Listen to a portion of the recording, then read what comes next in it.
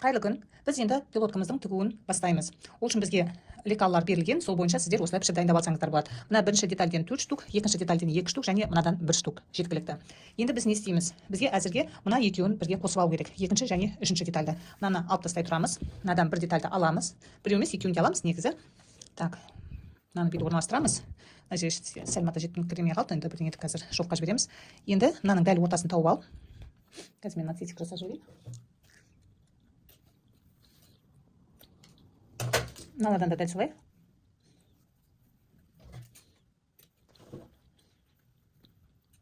Одан менің әрең жетті костюмдерден. Бәрі дәлме-дәл. Одан артық қалмады. Сол үшін осындай бір кішкене ғана атам жетіспей қалды. Енді қараңыз, мыналарды беттестірейік. Мынау бізде оң беті ғой. Теріс бетімен теріс бетін беттестіріп, инемен түйреп алайық. Мына жерде де менде сәл мата жетіңкіремей қалды. Енді онда мен шовқа есептеп жіберем.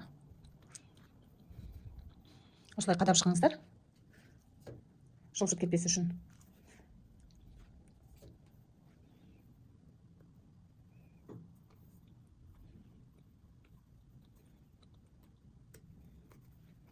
Енді екінші бетінде дәл осылай мына жағына инемен қадап аламыз. Өстіп қадап аламыз да тігіс жүргізіп шығамыз. Былай жүргіземіз және былай айналдырып жүргіземіз. Ал міне біз айналасынан тігіп алдық, міне жоғарғы жағынан.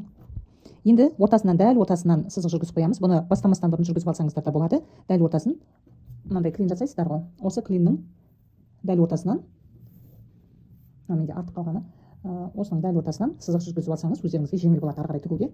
Өйткені мынаның үстінен одан кейін сізге есептеп отырып сызу керек болады. Енді осы сызықтың бойымен осылай бүктей отырып 0,1-0,2 мм көлемінде түзу сызық жүргізіп шығасыз. Қазір мен тігіс жүргізейін, одан кейін ары қарай не істейтінімізді көрсетемін. Ал міне бастаймыз қазір. Ортасындағы сызықты майыстырып алайық та. Түзу етіп түзу жүргізіп шығайық.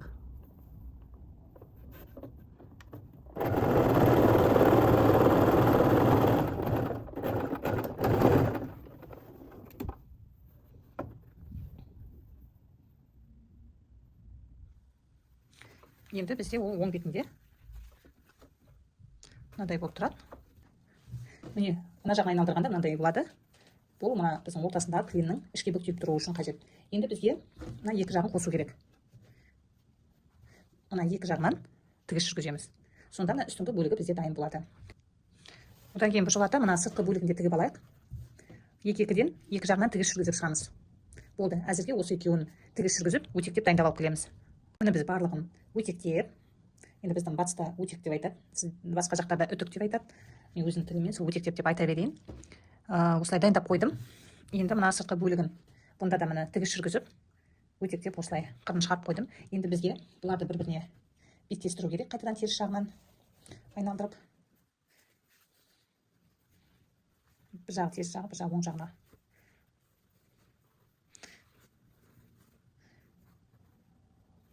Енді осылай отырып, мына төбесінен айналдыра тігіс жүргізіп шығамыз. Яғни былайынан алып келіп, мына жағынан тігіс жүргіземіз. Түсінікті болды деп ойлаймын, иә? Мына екеуі де теріс қарап тұр бір-біріне, яғни екі оң беті бір-бірімен беттесіп тұр. Мына жерлердің барлығын бекітіп алуға болады. Немесе өздеріңізге сенімді болсаңыздар, осылай алып, айналдыра осылай тігіп шығасыздар. Оны қазір тегістеп жатырмыз. Тегістеп алайық.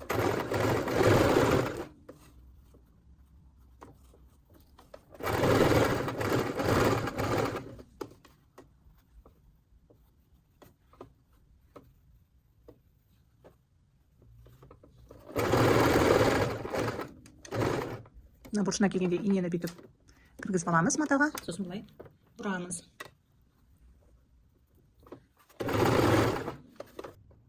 Ал біз міне сыртқы бөлігін дайындап алдық. Бір-біріне айналдыра тігіп, оны сыртқы бөлігіне айналдырып, жақсылап өтектеп дайындап алдым. Енді бізде мына ішіндегі бөлігі дайын тұр. Осы екеуін қазір қосатын боламыз. Мына жерде менде биіктігі енді ішкі бөлігінің биіктігі кішкентайлау болып тұр. Сіздерде лекалда мен кішкене үлкендеу қыламын. Неде сәл былай шығыңқырап тұру керек. Енді менде матам жетіңкіремей тұрғандықтан амал жоқ, барымен алуға тура келді. Қазір менде енді былай бірдей болып тұрайын деп тұр, ішкісі мен сыртқысы. Енді ары қарай не істейміз? Мынау бізде сыртқы бөлігі, мынау ішкі бөлігі. Екеуі де бір-біріне қарама-қарсы орналасып, мына шеттерін дәл осы күйінде сыртына қарап тігіп шығамыз. Міне осы күйінше айналдыра түгелмен тігіп шығамыз. Түсінікті болды ғой да? Міне мынаны төменге қаратып қоямыз, мынаусы жоғарыға қарап тұр. Екеуін беттестіріп, мына тігістерін ойламаңыздар, теріс тігіп жатыр екен, осылай болуы керек. Яғни мынау бізде оң беті ғой. Екі оң бетін бір-бірімен беттестіріп, айналдыра тігіп шығамыз. Одан кейін оверлок жүргізіп шығамыз. Болды, сонымен жұмысымыз дайын болады. Тігуге дайындап отырмын. Мына екеуін бір-біріне беттестірген кезде мына ортасындағы бөлігі теріс қарап тұрады. Міне ішкі жағына қарап, мына оң бетімен тұрады, мына теріс. Өйткені жаңа біз былай істедік қой, міне. Оны ішіне кіргізіп, былай тігіп шығамыз енді.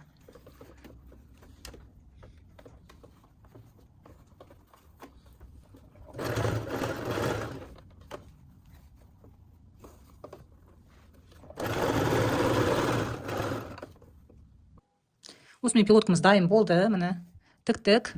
Мына астыңғы жағынан оны оверлоктадық. Енді мына жақ бізде теріс тұр ғой. Осыны айналдырған кезде міне мынаны біз былай қайырамыз. Болды. Шеттерін өтектеп шықсақ, пилоткамыз дайын болады. Мына жерін қайырдық. Енді осы жерінен жақсылап өтектеп шығамыз. Сонда біздің пилоткамыз өзінің орнына жатады. Сонымен пилоткамыз дайын болады. Қазір формасы болмай тұр.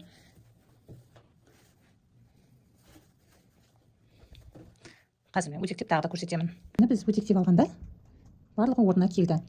Яғни біз мынаны ішіне айналдырдық. Енді мен бұл жерде ескере кететін жайт, мен оны өзім ескермеппін. Мына жағынан ішкі ортасы бар ғой, ортасындағы бөлігі, соның барлығын оверлоктап алған дұрыс екен. Өйткені мынандай болып жіптері жалбырап тұрады. Оны мен ескермеппін. Тігу барысында қазір көріп отырмын. Сондықтан да сіздер мынаның барлығын оверлоктап алсаңыздар болады. Ішкі жағынан әдемі болып тұру үшін. Өйткені мынау деген ішкі жағынан мынандай болып тұрады ғой, көрініп. Сонда барлығы да тап-таза болып тұру үшін оверлоктап алған жөн. Енді мына бөлігіміз бізде сыртына қайта-қайта шығып кетпес үшін біз қазір мына жерден отстрочка жүргіземіз. Яғни мына ішкі бөлігінен жүргіземіз.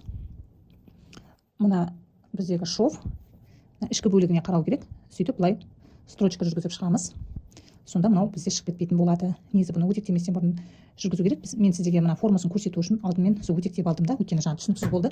Сондықтан да алдымен осылай істеп алғанын жөн көрдім. Қазір енді мен мына жерден строчка жүргізіп шығам. Болды, сонымен дайын болады. Негізі мына жерден де строчка жүргізуге болады.